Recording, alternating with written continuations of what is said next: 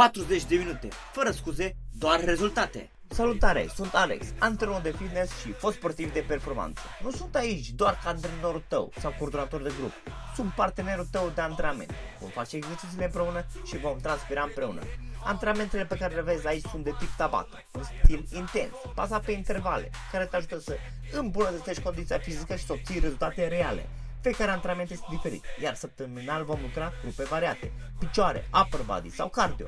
Antrenamentele durează aproximativ 40 de minute. Sunt concepute astfel încât să le poți face atât acasă cât și în sală, folosind echipament minim sau doar greutatea corpului. Dacă vrei să treci la un nivel următor, mă poți găsi pe website-ul meu mscp.ro.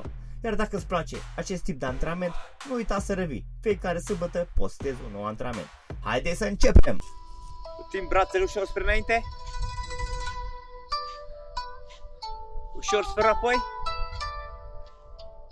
Din nou în față. În spate. Dacă n-ai fost până acum niciodată un antrenament de Tabata, vom avea 6 circuite. Fiecare circuit e compus din 8 exerciții. Exercițiile vom efectua câte 20 secunde, câte 10 secunde pauză între ele. Între fiecare circuit avem un minut de pauză.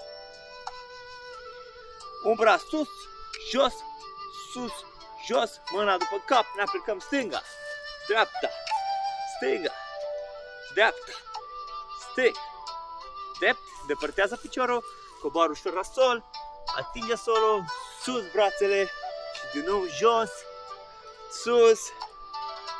Suntem în natură unde aerul e super curat și un loc foarte frumos aici în România noastră.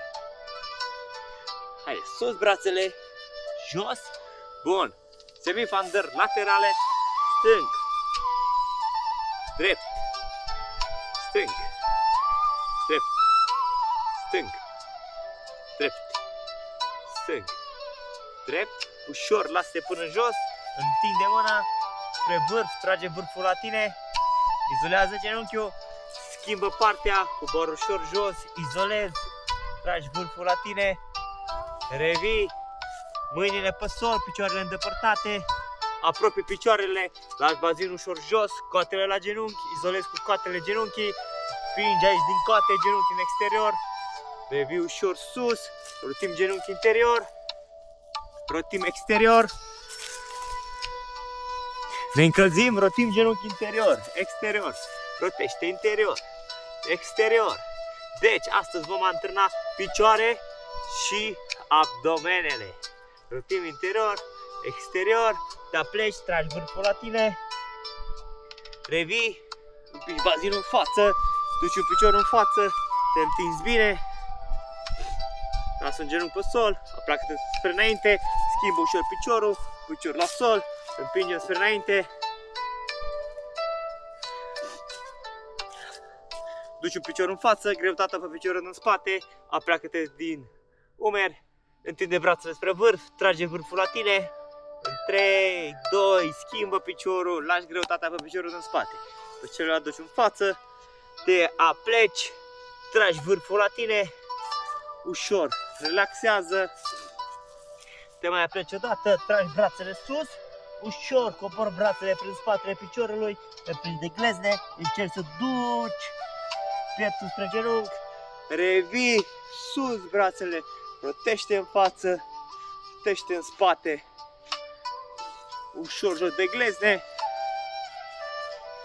rotește și din umeri, spate, mișcă stânga-dreapta, capul stânga-dreapta, sus, jos, încheietura. Bun, deci vom avea 8 exerciții, fiecare exercițiu îl facem 20 secunde, 10 secunde pauză între ele și vom avea 6 circuite. Între circuite vom avea un minut pauză și în 5 secunde vom începe.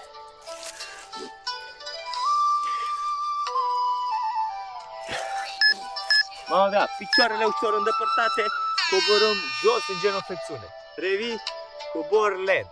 Uitați, în spatele meu sunt munți, aer curat, respiri, cobori, revii. Stai în poziție de genuflexiune, călcâiele la nivelul umerilor, lași bazinul ușor să coboare. Stop!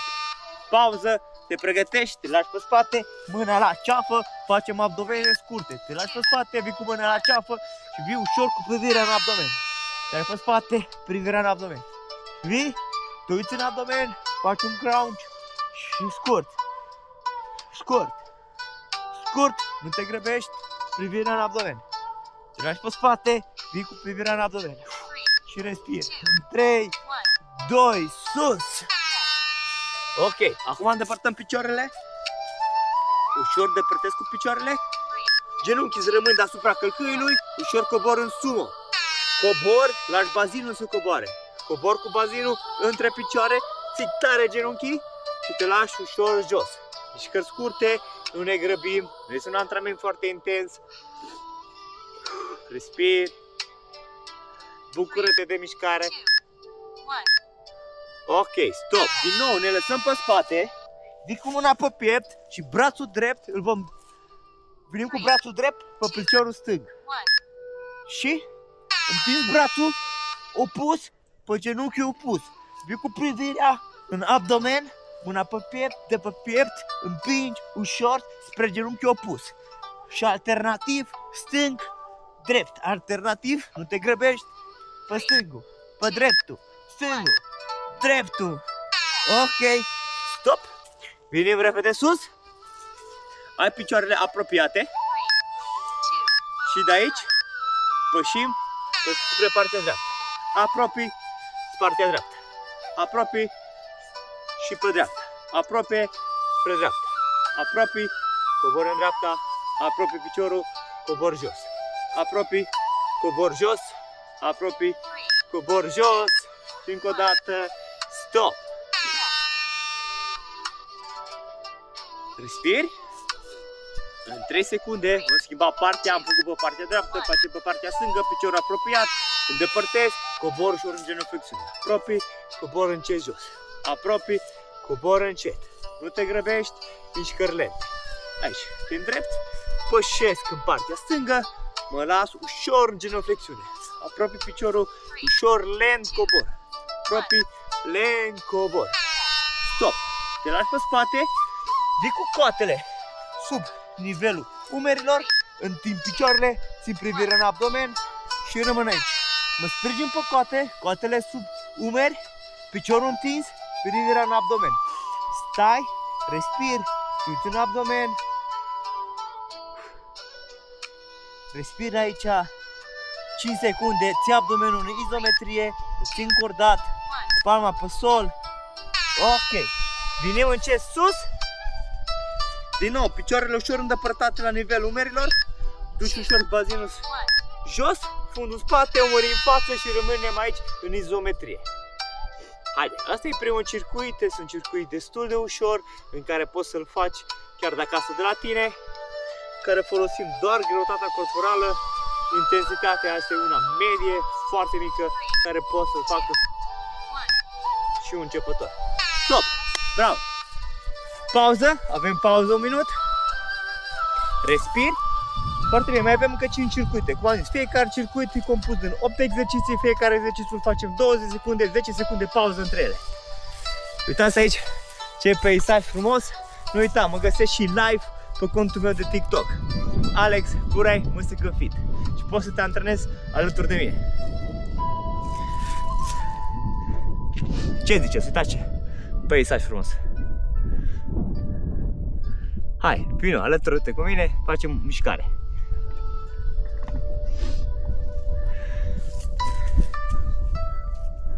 Bun, în 15 secunde vom începe. Nu uita să respiri. Ne vom lăsa pe spate. Te lași pe spate, ridici bazinul sus și vom întinde piciorul drept. Întins, piciorul stâng rămâne în unghi de 90 de grade, bazinul sus. Întindem un picior, bazinul nu mai atinge solul, mâna pe sol. Cu un picior te sprijini 90 de grade, celălalt îl întinzi în axul bazinului, îl ții sus. De aici în izometrie. 3, 2, bravo! Ușor, lasă bazinul, respiră. Acum vom schimba piciorul. Stai. 3, 2. Te sprijini pe dreptul, stângul întins, bazinul sus, ți piciorul întins.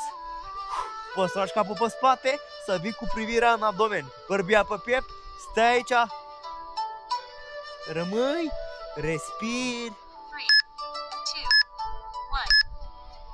1. Stop! Super, ne întoarcem. Vom veni în plank. Respiră, focusează-te aici. 2, 1. 3, 2. Rămâi aici. Stai în plank. Bazinul aliniat cu umerii. O să te uiți în abdomen, încorci bine abdomenul, bazinul n-ar trebui să caute sus, stai aici aliniat. 2, Rămâi aici cu mine. Bun! Respiră. Te lași pe spate, duci călcâile mai în față, rămâi cu bazinul sus. Stai încurat pe ambele picioare, stai în călcâie, deschizi unghiul, te lași pe spate, duci călcâiele mult mai în față de bazin și rămâi cu bazinul sus, încorci bine din bicepsul femorar. Stai aici și respiri. Ține-ți bicepsul femorar în contracție și rămâi aici. Bun! Bravo! Respirăm. Respiră. 3, 2, 1. Vii pe cot, un picior în față, piciorul deasupra vine în față, te sprijini pe coate, vii cu mâna pe bazin, te uiți în față. Sprijine-te pe un braț. Stai aici. 3, Respiră. 1. Te pregătești. Respiră foarte bine, acum vom schimba partea. 3, 2, 3, 2, schimbă! Schimb brațul, piciorul deasupra vine în față, celălalt în spate, mâna pe bazin, stai sprijinit pe cot. Stai aliniat, respiră, uite-te la peisajul ăsta frumos, inspiră aerul curat, rămâi aici. 2, 1. Foarte bine. Respirăm. Vom face din nou un sumo, deci picioarele îndepărtate. Încercăm să atingem solul. Genunchiul deasupra călcâiului, genunchiul merge în exterior, mâna între picioare, cobor cu bazinul jos, încerc să vin să ating solul. Te lași ușor jos, izolezi bine picioarele, cobor lent. 3, Cobor lent 1. și controlezi. Respiră. Stai cu picioarele flexate, îndepărtate la nivelul umerilor și ușor pandăm spre înapoi. Și duci, mergi cu dreptul, mergi cu stângul. Și ușor alternativ. Respiri, privirea în față, picioarele rămân în flexie. Mă duc cât mai aproape de sol și ușor schimb. Stângul, drept, stâng, 2, 1. drept. Bravo! Hai, foarte bine, mai avem încă 4 circuite, am făcut 2. Este un antrenament foarte simplu pe care l-am conceput pentru mesele înainte de sărbători.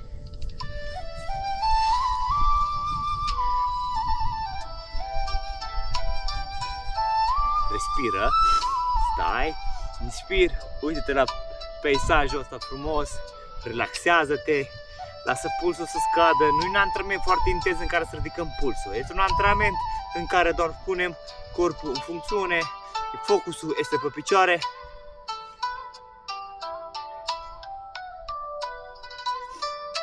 Deci,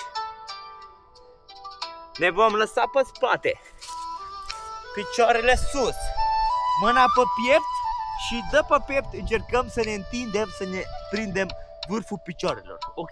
Cu asta vom începe. Respiră, 3, 2, te lași pe spate și dă pe piept sus, dă pe piept sus și sus. Vii cu coatele în sol, te întinzi spre vârf, lasă-te și întinde-te. Respiră, nu te grăbi. Nu uita, antrenamentul ăsta îl poți face acasă sau în curte sau ieși în natură ca și mine și vezi cât de bine te vei simți. Foarte bine. Sus. Acum ducem piciorul în spate, dăm unghi de 90 de grade, unghi de 90 de grade și rămâi aici, semifandare. Rămâi 3 cm deasupra solului și rămâi aici, relaxează-te Respiră. Ții piciorul în tensiune. Știu că poate ți se pare greu. Dacă te antrenezi, vei deveni sigurat tot mai puternic. Relaxează. Ușor vom schimba piciorul. Deci vom sta într-o fandare de izometrie. Ducem drept în față, reglăm unghi de 90 de grade, unghi de 90 de grade, umerii, axul bazinului, rămânem aici puternici. Ai, rămâi aici și respiră, relaxează-te, chiar dacă e o tensiune, încearcă să rămâi puternic, relaxat și să respiri. Stop! Vii, tragi pe spate, mâna la ceafă, facem porfecări. Ții privirea în abdomen, un picior sus, jos. Sus, jos, sus, jos. Nu lăsa capul pe spate, încearcă să ții privirea în abdomen și un picior sus, unul jos. Ușor, porfechează. Respiră. Bravo. Stop. Respiri. Acum, stai cu picioarele apropiate și vom păși lateral fandat. Te pășesc, revin. Mă duc în fandare, revin. Mă duc în fandare laterală, umerii în față, împing bazinul în spate și vin înapoi. Fundul în spate, revin. Lent. Este un efort moderat, nu este foarte greu. Stop. Nu uita că este un antrenament pe care l-am conceput pentru masa de sărbători în care o să fie un efort foarte mare.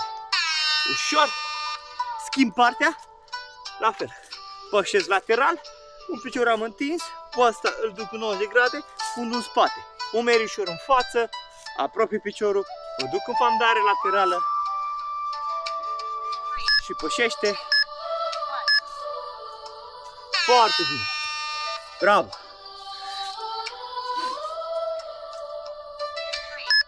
Venim, întind piciorul, trag genunchiul la piept și împing în sus. Întind picioarele, genunchiul la piept, sus.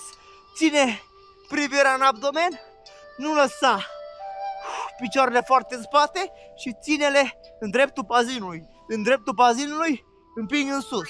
Întind piciorul, sus. Bravo. Venim sus. Din nou, picioarele îndepărtate, semipoziție, alternativ, pășesc în spate. Pășesc înapoi, pășesc spre înapoi. Ușor. Haide, facem circuitul ăsta, suntem la jumate. Este un circuit care durează jumătate de oră. Este perfect în momentul în care ne aflăm. Astăzi fiind sâmbăta mare, este un antrenament foarte ușor, doar să accelerăm metabolismul, să ne pregătim de masă.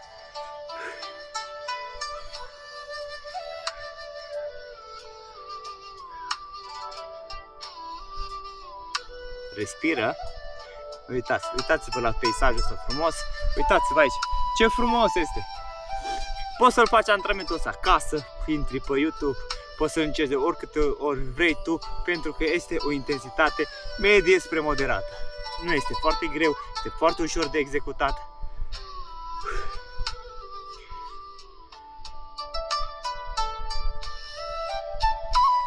Respiră, mai avem încă 3 circuite. Depărtează piciorul la nivelul umerilor, ușor genoflexiuni. Te lași complet, vii, nu între piciorul, las bazinul jos, revin. Las bazinul jos, nu uita, 20 de secunde executăm fiecare exercițiu. Este un efort mediu. Stop! Ducem un picior în față, ducem stângul în față, dreptul în spate și acum facem aici pe loc fandare. Fandare pe loc. Ușor, facem cu dreptul, ușor, ține unghiile de 90 de grade, nu trage genunchiul la tine, îl ții aici, cobor spre sol, revin. Coborăm, revin. Te lași jos, lent, respiri Asta e foarte bine. Trebuie să-ți fie frică de sport sau de efort. Schimbăm piciorul, te lași jos, revii. Ușor jos, revii. Lent, mișcări lente. Asta-i. Antrenamentul ăsta îl găsești pe canalul meu de YouTube. Intri, îl încerci, faci acasă la tine, în curte sau în parc. Venim, în poziția de plank. Stai aici în plank. Piciorul întins, bazinul jos și alternativ ridici ușor câte un picior. Ușor. Ridici câte un picior. Respiră. Rămâi puternic. Focusat. Aici. Vii cu stângul. Vii cu dreptul. Respir. Te bucuri de sport. Te bucuri de aerul curat. Încearcă-l. Încearcă-l să-l faci în parc. Să ieși în natură. Să vezi cât de bine se simte. Lasă-te pe burtă. Mâna întinsă. Piciorul întins. Deci ne-arcuim. Jos, tarcuiești. Jos, tarcuiești. Lasă-te sus. Ne arcuim. Hiperextensie. Pe sol, arcuiește-te. Sus. Ne arcuim. Sus. Sus.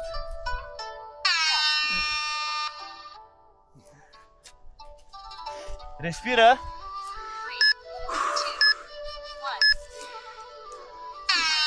Facem geno, tragi genunchiul la piept. Geno, genunchiul la piept. Tragi în geno, sus genunchiul. În geno, sus genunchiul. Și ușor. Tragi genunchiul la piept. Tragi genunchiul la piept. Tragi genunchiul la piept. Tragi genunchiul. Și tragi genunchiul. Bine! Facem genoflexiune. Acum când venim cu piciorul, îl întindem în față cu mâna opusă, mergem spre vârf. Deci, te lași, întins și ușor, cu mâna opusă, întins spre vârf. Cobor în genoflexiune, revii, întins mâna. Și ușor. Asta e. Foarte bine. Un antrenament simplu, pe care îl repeți de mai multe ori, vei deveni tot mai puternic și îl poți face tot mai intens. Foarte bine? Stăm în plank. Picioarele îndepărtate și prin săritură apropiem. Stai piciorul îndepărtat, sar, apropii, îndepărtezi. 20 de secunde. Apropii, depărtează. Apropii, depărtezi. Respiră, apropii, depărtezi. Apropiat, depărtat. Apropiat, depărtat. Apropiat, depărtat. Super! Pauză, un minut! Mai avem 2 circuite. Cum ți-am zis, nu uita, găsești antrenamentul pe canalul meu de YouTube. Îl poți face chiar de acasă de la tine.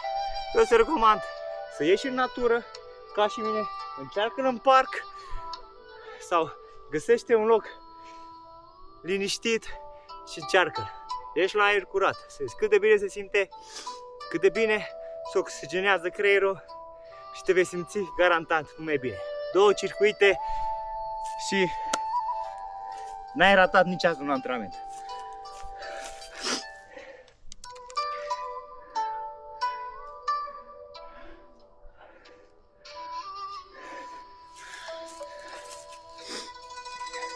Respiră. Stai un pic mai în spate, picioarele îndepărtate și vom păși fandat cu dreptul spre înainte. Pășesc, revin. Pășesc în față, împing spre înapoi. Pășesc în față, revin. Mă duc cu dreptul, revin. Pășesc cu dreptul în față, vin înapoi. Ușor, respiri. Sunt 5 grade. Nu se simte, pentru că corpul e încălzit, ai o circulație mult mai bună. Schimb piciorul. Atenție. Și pășesc, revin. Cu stângul, ai schimbat piciorul, pășești, unghi de 90 de grade, revii. Pășesc în față, vin înapoi. Îl încerci. De mai multe ori antrenamentul ăsta, de fiecare dată încerci să faci mai multe repetări în intervalul ăsta de 20 de secunde și garantat vei fi mai puternic. Stop! Cum face jumping jack. Piciorul apropiat și ușor mâna la ceafă. Ușor respir. Mișcări lente, depărtez, ușor trag mâinile spre ceafă. Ușor sari, mâna la ceafă, respiră. Ce bine se simte aerul ăsta curat. Te provoc să ieși și tu afară, în natură, și să încerci antrenamentul ăsta. Și apoi să-mi spui cum s-a simțit. Te lași pe coate, întinzi piciorul, tragi unchiul la piept. Te lași și tragi. Și ușor duci și pieptul spre genunchi și genunchiul spre piept. Te lași până pe cot și vii cu pieptul în genunchi. Te lași și trage picioarele la tine. Lasă-te, trage piciorul la tine. Lasă, tragi. Tragi. Ușor respiri.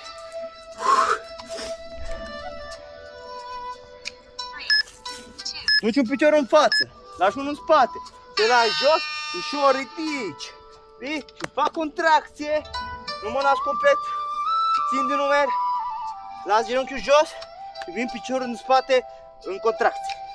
Las, sus, contracție.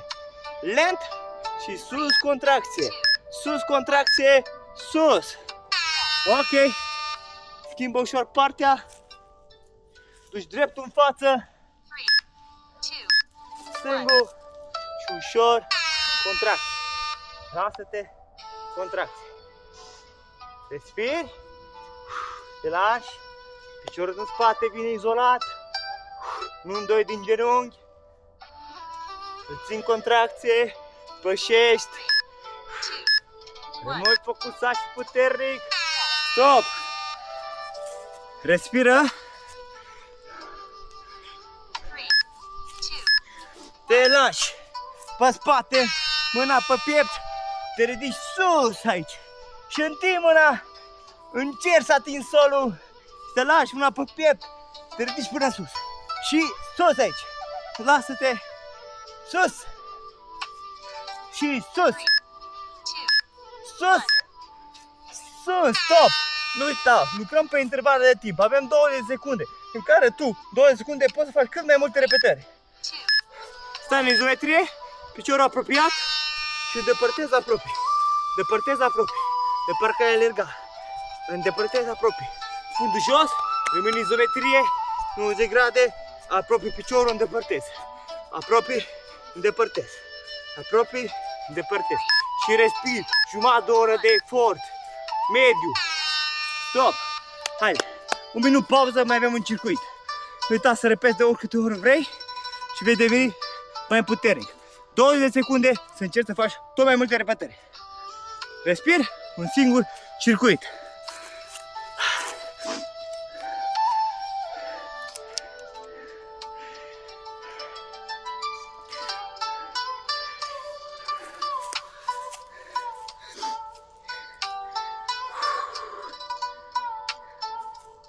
Ușor, respiră, 30 de secunde pauză. Dar te provoc să ieși afară în natură, să simți aerul ăsta curat, să vezi, una mână, te încalzi de energie, creierul mai oxigenat, dezvolți ritmul cardiac, cardiovascular, cardiorespirator. Deci, acum, ușor, duc un pic în spate, vreau să vin cu genunchiul la călcâi, scurt aici, duc genunchiul la călcâi, ușor, umeri în față, cobor cu genunchiul la călcâi. Uite-te la unghiul ăsta pe care îl fac, umărul în față, ușor, duc genunchiul la călcâi. Mișcări lente, 2 de secunde. Tu poți să faci în ritmul tău, încerci să faci cât mai multe. Dar îl repeți, când îl repeți, îl faci și mai intens. Schimbăm partea.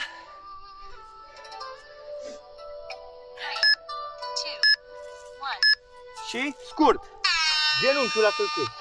Venim, ușor, genunchiul la călcâi, umeri în față, te apleci. Umeri în față, te apleci. Ai, respiră. Vezi, apar în natură, ce bine se simte, foarte bine. Stop! Deci aici, un loc unde mă aflu, avem 5 grade. Și crede-mă, nu se simte. Te lași. Și abdomene scurte, scurte, scurte, scurt, scurt. Aici Mere mai intens, poți să ții ritmul, uite și soarele alături de noi. Nu există un loc mai frumos decât să faci afară în natură. Stop! Și antrenamentul ăsta este perfect pentru a executa în natură. 3, 2, 1. Tragi pe spate, rămâi aici, întinde bazinul. Rămâi, stai cu bazinul sus, strângi, încearcă să te conectezi cu fesierii, strânge din fesieri, stai cu călcâile sub nivelul genunchiului, rămâi aici, strânge din fesieri. 1. Bine, rămâi în poziția asta, vom întinde piciorul, vom întinde mâna spre înapoi, rămâi aici în izometre. Piciorul întins, mâna întinsă, aici, undeva la 15 cm deasupra solului. Mă uit în abdomen. Aici încerc să împing spatele în sol, nu facem lordoză, împinge abdomenul în sol. Stai în conectat cu abdomenul, ține-l, foarte bine. Haide, sus! Stai cu piciorul. Nivelul umerilor, vin cu genunchiul stâng în spate la călcâiul drept, cu ușoară fandare. Revin în poziție, mă duc cu genunchiul în spate la călcâi. Rămân cu piciorul în flexie, revin. Cobor, revii. Cobor, revii. Foarte bine. Uita, repetă de oricâte ori vrei. Poți să crești ritmul, intervalul de timp să rămâne același și tu să încerci să faci cât mai multe repetări. Acum vom schimba piciorul. 3, 2 și schimbă. Revii, schimb. Revii, schimb. Și genunchiul drept în spate la călcâiul stâng. Poziție ușor aplecată, venim. 2, 1. Super! 10 secunde de pauză, ultimul exercițiu. Lăsăm bazinul jos, picioare apropiate și arăt. Ușor îndepărtăm și apropiem. Și apropie, îndepărtează. Apropie, îndepărtează. Apropie, îndepărtează. Apropie, îndepărtează. Apropie, îndepărtează. Respiri. Haide, 5 secunde și ai făcut un antrenament de jumătate de oră complet. Bine, relaxează ușor piciorul, lasă un genunchi pe sol, apleacă-te ușor în față, respir, încearcă să te așezi pe călcâie, întinde piciorul în față, trage vârful la tine, ușor, schimbi piciorul, genunchiul la sol, ne aplecăm spre înainte. Nu uita, te provoc să încerci antrenamentul ăsta chiar în natură, să vezi cât de bine se simte. 6 circuite, fiecare circuit lasă pe călcâie, fiecare circuit, 8 exerciții, fiecare exercițiu 20 de secunde, 10 secunde pauză între ele. Încearcă de mai multe ori și de fiecare dată încearcă să crești intensitatea. În 20 de secunde să încerci să faci tot mai multe repetări. Încearcă și spune cum a fost. Și sărbători fericite.